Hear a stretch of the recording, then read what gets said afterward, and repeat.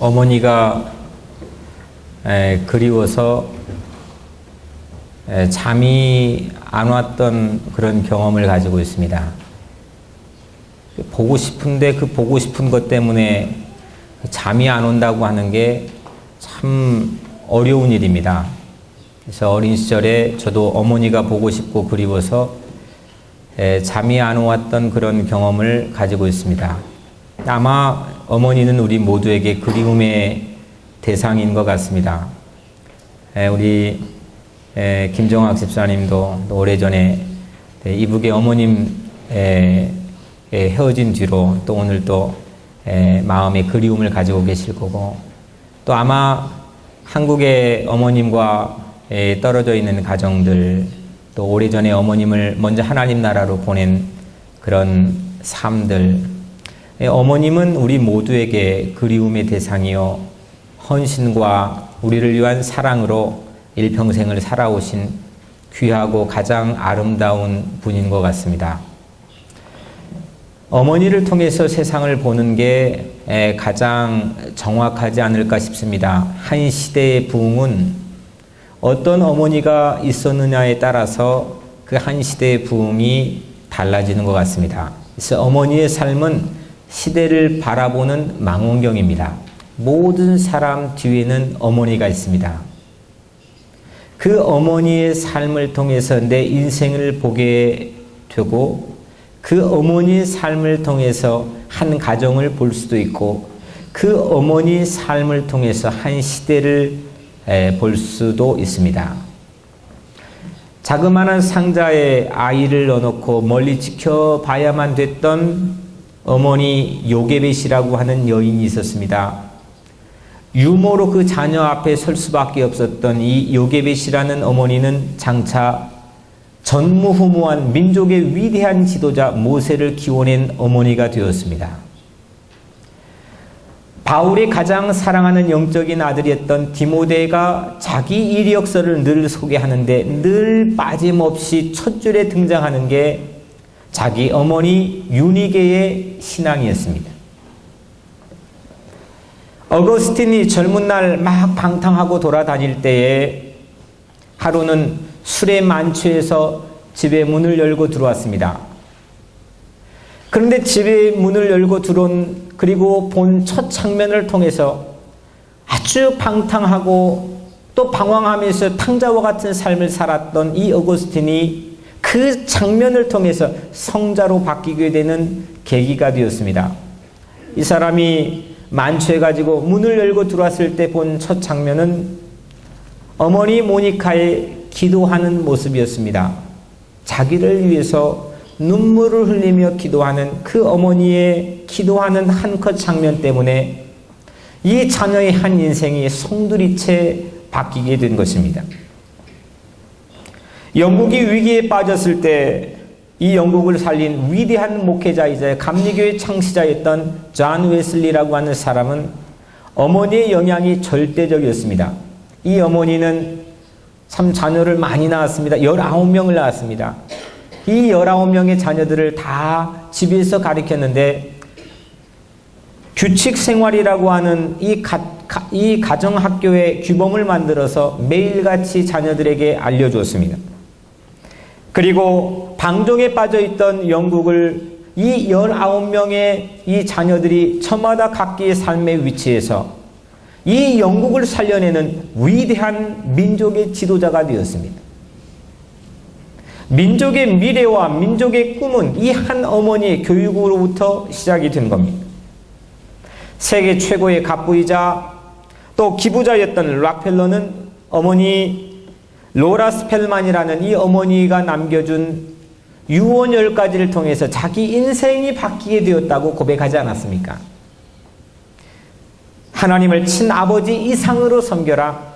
예배 드릴 때는 가장 앞줄을 양보하지 마라. 이 10가지 계명이 그냥 듣고 한번 듣기 좋은 얘기로 스쳐 지나가는 게 아니라 이 락펠러는 어머니의 그 유언을 마음에 새겨놓고 자기 삶의 방향으로 삼고 나침판으로 삼았습니다. 결국 그 어머니는 락펠러의 인생을 통해서 이 세상에 좋은 영향을 준 겁니다.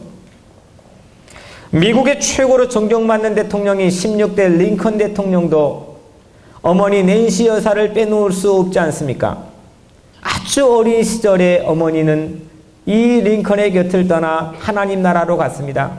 마지막 죽어가면서 성경책을 가지고 이 아이에게 유언을 합니다. 사랑하는 아들아, 너는 늘 성경을 읽고 말씀대로 살기를 바란다. 하나님과 이웃을 사랑하라. 이것이 나의 마지막 부탁이다. 어머니 남긴 이 마지막 부탁으로 링컨이 태어나게 됐고, 수없이 낙오하고 좌절할 만한 그런 상황에서도 이 링컨은 흔들림 없이 자기 인생을 늘 믿음을 가지고 살아올 수 있었다는 겁니다. 그가 고백하는 자기 가장 삶의 큰 힘은 자기가 자기 뒤에 있었던 어머니의 남겨준 유언이었습니다. 훌륭한 어머니가 있는 시대는 결코 망하는 법이 없습니다. 훌륭한 인생에 훌륭한 어머니가 있는 겁니다. 제가 지난주에 한 어머니의 장례식에 참여했습니다. 자녀가 6남매인데요. 손주들, 자녀들까지 참 하객들도 많았지만은 대가족이었습니다. 뷰잉을 끝나고 이 자녀들을 다 악수하고 가는데 자녀들의 줄이 너무 많아가지고 밖에까지 쓸 정도였습니다. 그런데 특이한 것은 조사를, 이 어머니를 생각하며 조사를 하는데 이 6남매의 가정의 대표가 한 명씩 나와서 다 조사를 하는 겁니다. 70이 다 돼 보이는 장남이었던 아들, 또 손주, 다 커버린 손주, 손녀들 나와가지고 그 어머니, 할머니를 생각하면서 조사를 합니다. 울기도 하고 또 기억을 더듬으며 웃기도 했습니다. 그런데 다 공통점이 뭐냐? 이 자녀들, 손주들이 나왔어요. 어머니, 할머니를 생각하며 조사를 한 거에 다 들어가 있는 공통점은 그 어머니가 담궈준 김치였습니다. 다 김치를 얘기하고 울더라고요. 또 김치를 얘기하면서 다 웃습니다. 한 사람이 90의 인생을 살다가 훌쩍 넘기고 하나님의 부름을 받고 이 땅에 남겨준 많은 사람들, 자녀들에게 공통적인 기억의 소품은 김치였습니다. 우리 어머니들은 일평생 많은 시간 동안 아마 가장 많은 시간을 부엌에서 음식을 만들면서 보냅니다. 어머니의 삶의 터전은 부엌입니다. 많은 시간을, 자기 인생의 많은 시간을 부엌에서 음식을 만들면서 가족을 위해서 서브를 합니다. 그래서 어머니 마음은 부엌에 담겨 있는 겁니다. 부엌을 통해서 어머니를 볼 수 있게 되고 부엌을 통해서 어머니가 기억이 나는 겁니다. 지금이야 설거지도 쉽게 하고 또 음식도 인스턴트로 쉽게 만들 수 있는 여러 가지 소품들이 많이 등장했지만 예전에는 음식 하나 만들기 위해서 불을 떼고 또 큰 솥을 싣고 또 거기에 국을 끓이고 밥을 했습니다. 온갖 정성과 헌신이 이 음식 안에 다 들어가 있습니다. 심지어 예전 어머니들은 그 부엌에서 밥을 먹기도 했습니다. 부엌은 어머니의 삶이었습니다.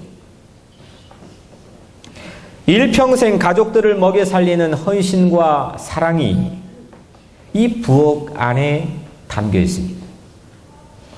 어머니의 영성은 부엌의 영성입니다. 언젠가 한국의 유력한 모 정치인이 저기 강원도 산골에서 닭 40마리를 키우면서 칩거 생활을 했는데 인터뷰를 했습니다. 한 기자가 찾아가서 인터뷰를 했는데 그 인터뷰 내용이 제 마음에 인상적으로 남아 있습니다. 겨울에 갓 태어난 병아리 5마리, 추운 겨울입니다. 거기에 이제 막 그 얼마나 작은 병아리입니까? 이 병아리가 태어났습니다. 이 겨울에, 추운 겨울에 죽을까봐 이 유력한 모 정치인이 자기 집안에 들여가지고 잠자리를 마련해주고 조명을 달아주고 또 시시때때로 먹이도 제공해 주었습니다. 그런데 이 병아리가 그만 오래 가지 못하고 5마리가 모두 다 죽어버렸습니다. 얼마 뒤에 병아리들이 또 태어났습니다. 털털한 병아들이 태어났습니다. 그런데 이번에는 밖에가 더 추웠습니다. 영하 20도가 넘는 혹한 속에서 그냥 거기 어미 닭과 함께 방치해 두었습니다. 그런데 신기한 것은 인터뷰하는 그 시간까지도 여전히 이 새로 태어난 병아리들이 잘 자라고 있었다는 겁니다. 바깥 어미 닭의 품이 사람이 사는 안방보다 훨씬 더 생명을 보존할 수 있는 조건이 되었다는 뜻입니다. 최적의 조건이라고 확신했지만 거기 있으면은 살 수 있다고 개런티할 수 있다고 생각했지만 결국은 생명을 빼앗겨버린 안방보다 혹한 속에서 춥고 살을 내는 듯한 그런 혹한이 있지만 생명을 지켜주었던 어미 닭의 품 가운데 이 두 가지 가운데 여러분들은 어디에 머물고 싶으십니까?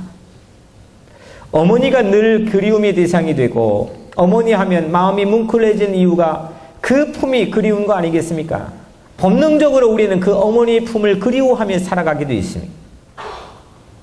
편해 보이지만 나에게 때로는 해가 되는 안방보다 춥지만 생명을 지켜주었던 고난이었지만은 나의 생명을 지켜주었던 그 어미닭의 품 같은 곳에 여러분들 모두가 거하며 살아가시기를 주의 이름으로 축복합니다.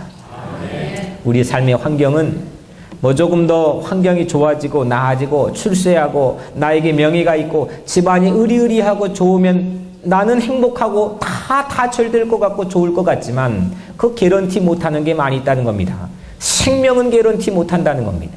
자칫 거기에서는 행복을 잃어버릴 수도 있고 더 중요한 것을 상실할 수도 있다는 겁니다. 그런데 내 삶의 환경이 척박하고 촌티가 나고 또 갖춰져 있지 못한 열악한 환경일지라도 어미닭 품과 같은 우리 어머니의 품과 같은 그런 품 안에 우리가 거하게 된다면 우리는 행복할 수 있다는 겁니다. 여러분들 모두가 그런 삶의 환경 가운데 살고 거하고 또 삶을 영위하시기를 주의 이름으로 간절히 축복합니다. 우리들의 가정도 우리들의 교회도 그랬으면 좋겠습니다. 광야 같은 허허벌판에 교회당 건물 없으면 어떻습니까? 교회당에 부족한 게 천지면 어떻습니까? 교회당에 꼭 있어야 되는 게 없으면 어떻습니까? 행복한 교회, 어머니 품과 같은 교회, 하나님의 은혜가 늘 차고 넘치는 그런 교회, 그런 교회가 우리 교회가 되기를 주 이름으로 축원합니다. 그렇다면 어미 닭품처럼 그 혹한 속에서도 그 연약한 병아리 새끼들을 살게 했던 어미 닭품처럼 생명을 살리는 곳이 과연 어디겠습니까? 그거 찾아야 되지 않겠습니까? 생명을 지켜내는 그 자리는 어디입니까? 그 자리는 은혜가 있는 자리입니다.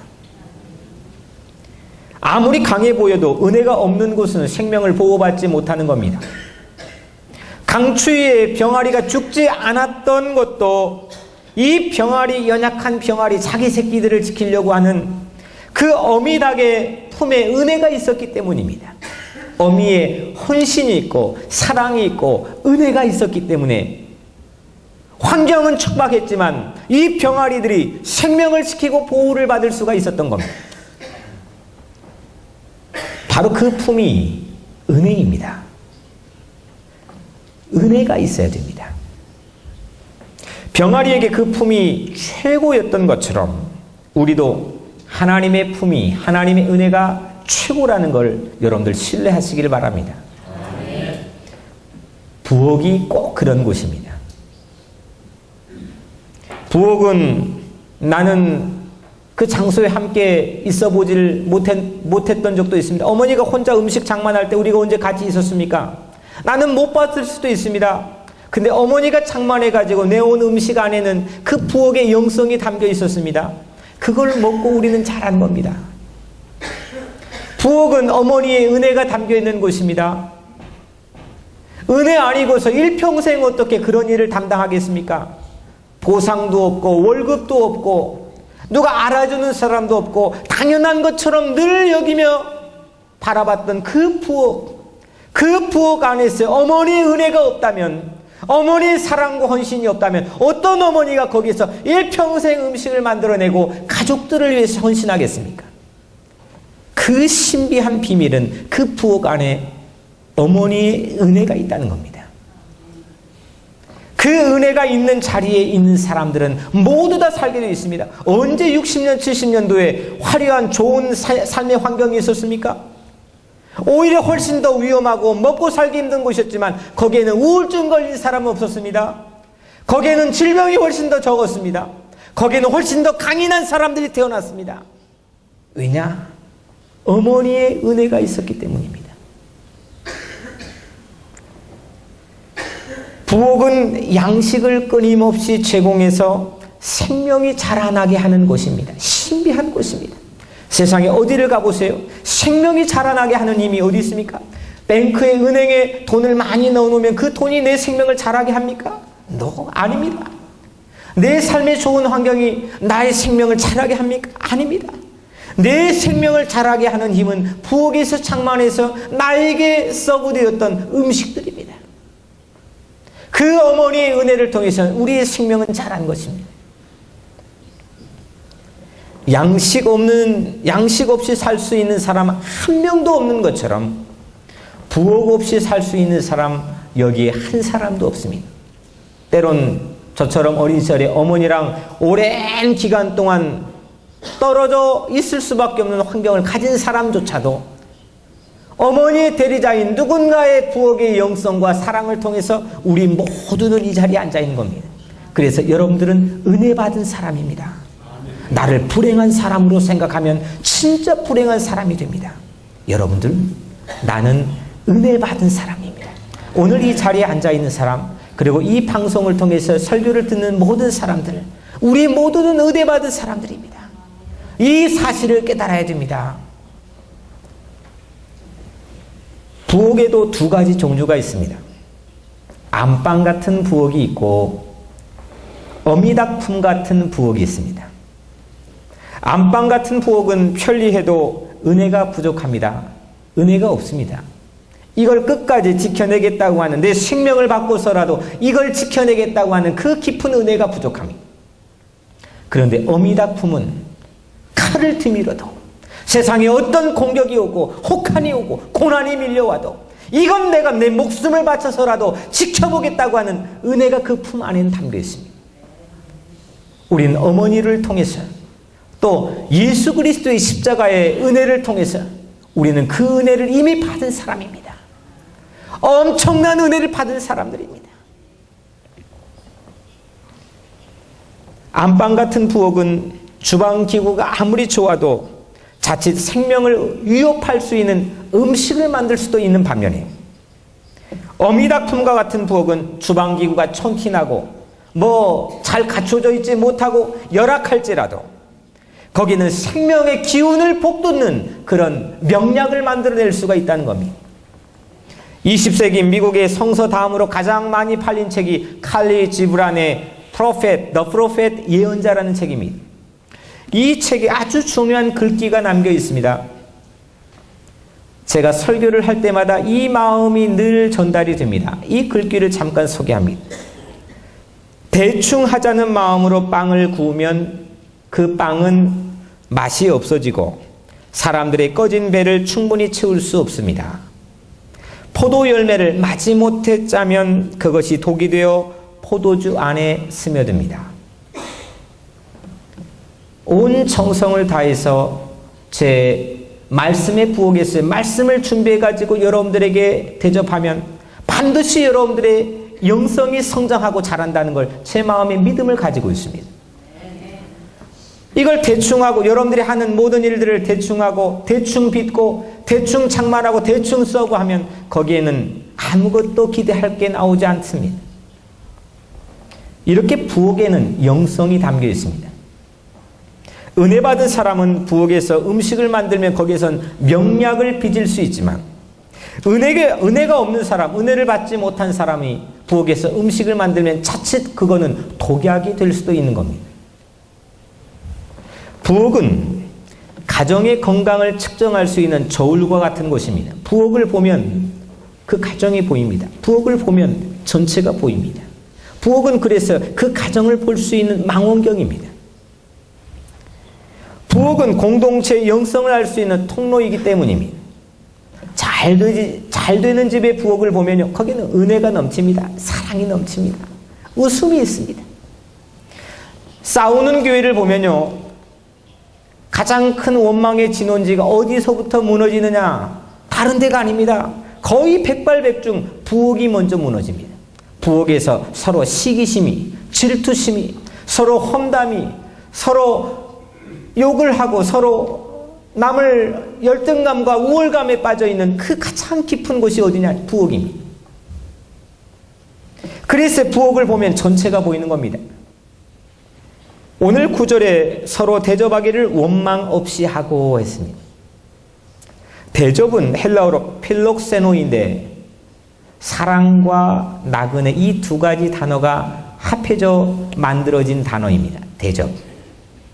나그네를 사랑으로 대접하는 주막 같은 부엌. 누가 지나가도 여기 들렸다 하면 회복을 합니다.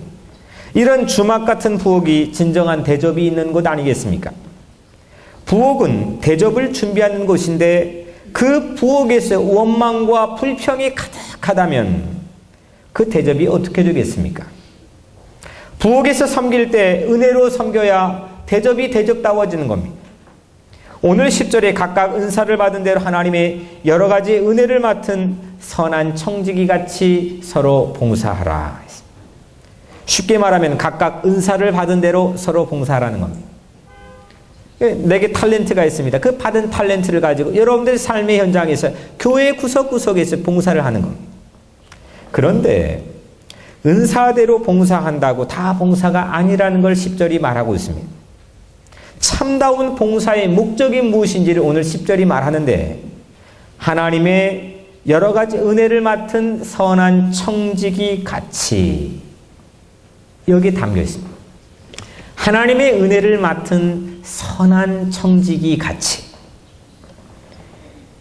만약 은혜를 맡은 자처럼 봉사하지 않으면 그 부엌 안에는 늘 원망과 불평이 쌓이게 되고 은사가 아무리 화려하게 보일지라도 자칫 생명을 죽일 수도 있는 봉사가 될 수 있다는 겁니다.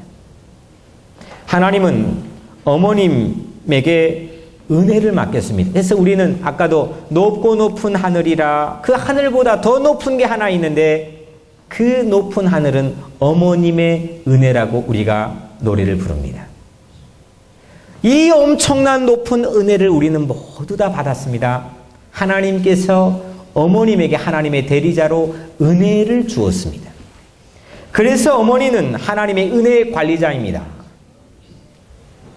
어머니에게는 하나님의 이 은혜가 담겨 있습니다. 어머니 은혜가 우리를 살리는 음식을 주고 우리도 어머니 마음처럼 은혜를 가지고 그 은혜로 세상을 섬기고 또 다른 가정을 섬겨야 됩니다. 각각 은사대로 봉사하는 것도 간과할 수 없겠지만 어떤 사람 보면 이게 뛰어나고 어떤 사람 보면 이게 저게 뛰어납니다. 그거 가지고 여러분들이 세상을 섬기고 가정을 섬기는 것도 중요하지만 가장 중요한 것은 뭐냐? 은혜를 받아야 된다는 겁니다. 내가 은혜를 가지고 있어야 된다는 겁니다. 하나님의 은혜를 맡은 선한 청지기 같이 서로 봉사하라 했습니다. 말도 음식과 같습니다. 오늘 말씀을 보니까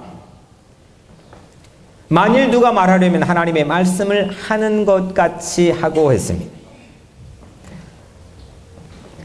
하나님의 은혜를 맡은 선한 청지기처럼 우리는 말도 해야 된다는 겁니다.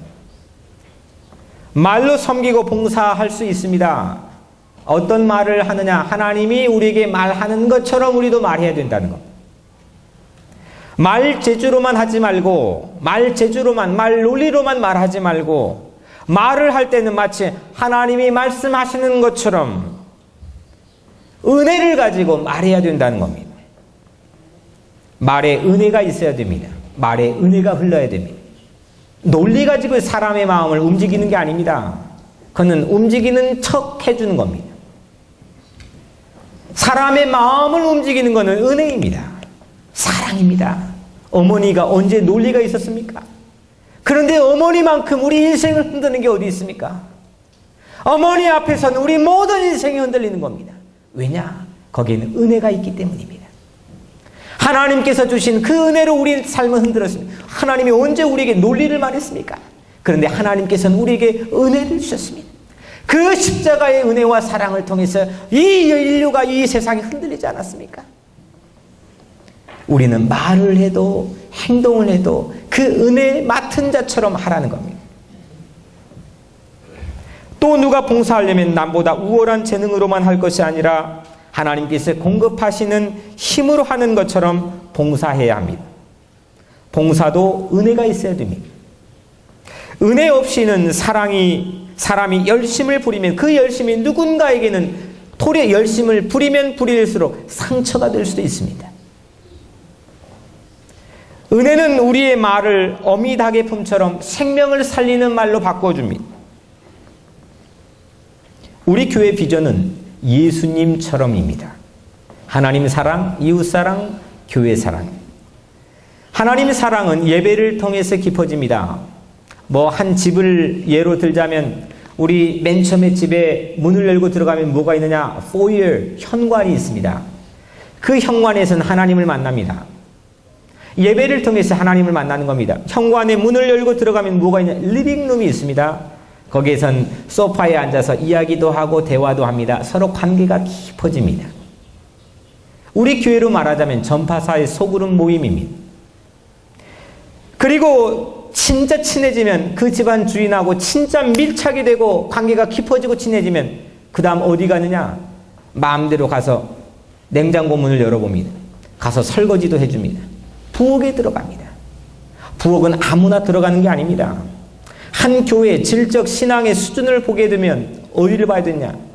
새로운 사람이 와서 얼마나 단기간에 부엌에 들어갈 수 있느냐입니다. 1년이 지나고 5년이 지나도 부엌이 먼 이야기처럼 섬김이 내 삶에 없으면 그 교회는 정체에 있는 교회고 죽어있는 교회입니다. 그런데 얼마 전에 왔는데도 그 사람이 부엌에 서빙을 합니다. 그 사람이 부엌에 설거지를 합니다. 그 사람이 음식을 빚습니다. 그 교회는 분명히 되는 교회입니다. 그 가정은 반드시 주위에 좋은 사람이 있는 가정입니다. 부엌이 살아나야 됩니다.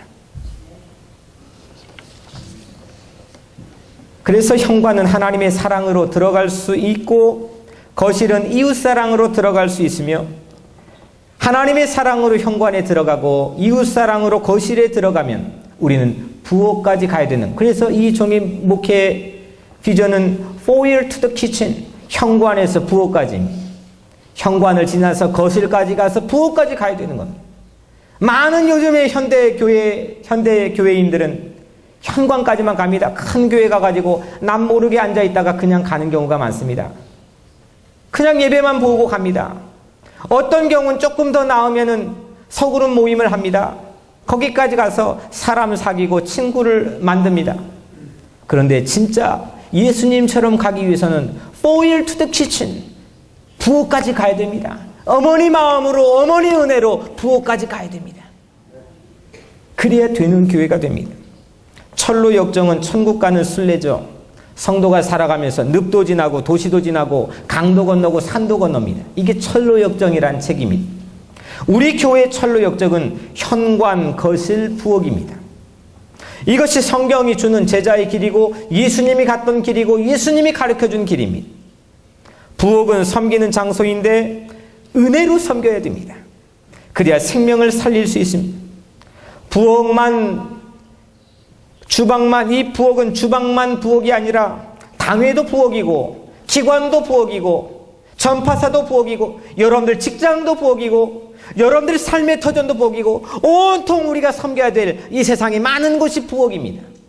여러분들의 삶의 부엌은 어디입니까? 내 자녀를 양육하는 자리입니까? 내가 밖에 나가서 일하는 일터입니까? 내가 하는 섬김을 통해서 누군가를 살려낼 수 있는 거룩한 비전을 갖기를 바랍니다. 맹목적으로 그냥 사는 것이 아니라 내가 하는 섬김을 통해서 누군가가 막 살아나고 누군가가 자라나는 겁니다. 이것이 어머니 마음 아닙니까? 우리도 하나님의 은혜를 맡은 자들입니다. 그래서 우리 각자의 부엌에서 우리는 부엌에서 맡은 은혜를 쏟아내야 됩니다. 우리 모든 삶이 은혜를 쏟아내어 생명을 살릴 수 있는 곳이 되기를 주의 이름으로 간절히 축원합니다. 마지막으로 삶은, 라이프라는 이 한글의 삶은 살림이 줄여든 말입니다. 살림은 살린다는 뜻인데 부엌 살림, 집안 살림, 살림살이 이런 합성어를 만들어냅니다. 보통 주부들이 스스로를 시덥지 않는 아무것도 안 하는 일처럼 자기를 낮추어 이야기할 때 저 집에 그냥 살림해요 이렇게 이야기합니다. 근데 실제 이 말은 바꾸어 말하면 저 집에서 사람 살리고 있어요 이런 말입니다. 이거는 보통 존재가 아닙니다. 세상에 어디 가봐요. 거의 대부분 세상에 하는 일은 남을 누르고 남을 상처 주고 남을 이기고 남을 죽이는 일들입니다. 아무리 고상한 척 나가서 해도 거의 대부분이 세상에 그런 일들입니다. 그런데 부엌에서 하는 일들은 사람 살리는 일입니다. 부엌 살림은 위대한 일입니다.